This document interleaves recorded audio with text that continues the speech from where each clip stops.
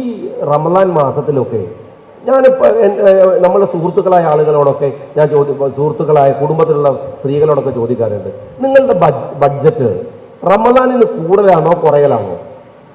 നിങ്ങൾ എല്ലാവരും പരിശോധിച്ച് നോക്ക്. നിങ്ങൾ നാട്ടിലേക്ക് പൈസ അയച്ചു കൊടുക്കുന്ന ആൾക്കാർ സക്കാത്തിന്റെ പൈസ അല്ല, ഭക്ഷണത്തിന്റെ പൈസ പോലും റമദാന് കൂടുതലാണ്. അതെങ്ങനെ കൂടുതൽ? പകല് മുഴുവൻ നിങ്ങളോട് പട്ടിണി കിടക്കാൻ പറയാ, എന്നിട്ട് നിങ്ങൾ പട്ടിണിയും കിടക്കുന്നുണ്ട്. പിന്നെ എങ്ങനെ ഈ റമദാനിന് ചെലവ് കൂടുന്നത്?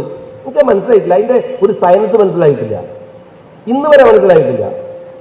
നോമ്പ് തുറന്നൊക്കെ പറയുന്ന ഒരു സാധനം സത്യത്തിൽ ഈ കമ്മ്യൂണിറ്റിയുടെ എന്തുമാത്രം അതിലെ ദുർവ്യായമുണ്ട് എന്ന് നിങ്ങൾ അറിയുമോ? പറയാതിരിക്കാൻ പറ്റും. എത്ര കാലം വെച്ചിട്ടാ പറയാതിരിക്കുക?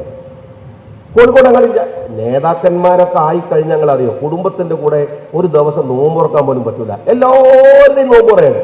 കോഴിക്കോടങ്ങളിൽ നോമ്പുറില്ലാത്ത ദിവസം ഉണ്ടാവും. ഓരോ സംഘടനകൾ 5ഉം 10ഉം സംഘടനയായിട്ട് വിഭജിച്ചിട്ടുണ്ട്. എന്നിട്ട് 10 ആളും നോമ്പുറയിക്കുകയാണ്.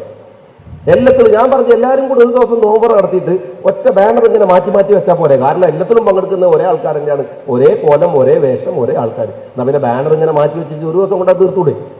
അതില്ല.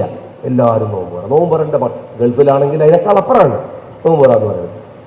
ഈ മനുഷ്യന്റെ ശരീരത്തെ നമ്മൾ തന്നെ ആക്രമിക്കുന്ന ഒരു രീതിയുണ്ട്. ഞാൻ CH സെന്ററിനോട് പറയുന്നത്, ഏത് സംഘടനയായാലും CH സെന്റർ ആകാശത്തോളം വളർന്ന ഒരു കാരുണ്യ പ്രസ്ഥാനമാണ്. പക്ഷേ അപ്ഡേഷൻ ഇല്ലാതെ, കാലത്തിനനുസൃതമായ ചിന്തകളും മാറ്റങ്ങളും ഇല്ലെങ്കിൽ അതിന് മുന്നോട്ട് പോവുക പ്രയാസകരമാണ്.